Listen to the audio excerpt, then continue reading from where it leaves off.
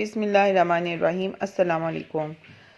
ہم حجۃ الوداع میں نبی کریم صلی اللہ علیہ وسلم کے ساتھ روانہ ہوئے۔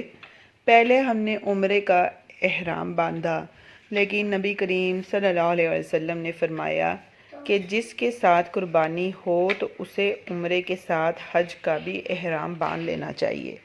ایسا شخص درمیان میں حلال نہیں ہو سکتا، بلکہ حج اور عمرہ دونوں سے ایک ساتھ حلال ہوگا۔ میں بھی مکہ آئی تھی، اس وقت میں حائضہ ہو گئی، اس لیے نہ بیت اللہ کا طواف کر سکی اور نہ صفا اور مروہ کی سعی۔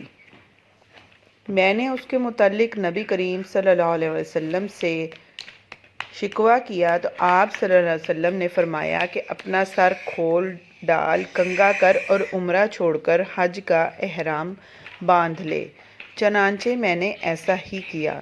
پھر جب ہم حج سے فارغ ہو گئے تو رسول اللہ صلی اللہ علیہ وسلم نے مجھے میرے بھائی عبد الرحمن بن ابی بکر کے ساتھ تطائم بھیجا۔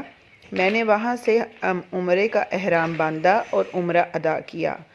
حضور پاک صلی اللہ علیہ وسلم نے فرمایا کہ یہ تمہارے اس عمرے کے لیے بدلے میں ہے جسے تم نے چھوڑ دیا تھا۔ حضرت عائشہ رضی اللہ عنہا نے بیان کیا کہ جن لوگوں نے حجۃ الوداع میں صرف عمرے کا احرام باندھا تھا، وہ بیت اللہ کا طواف، صفا اور مروہ کی سعی کر کے حلال ہو گئے۔ پھر منا سے واپس ہونے پر دوسرا طواف یعنی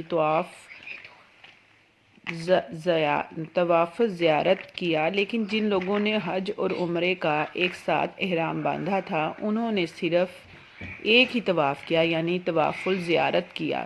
صحیح البخاری 1556۔ پلیز ہمارے چینل کو سبسکرائب کر دیں، بیل نوٹیفیکیشن کو آل پر پریس کر دیں۔ جزاک اللہ الخیر۔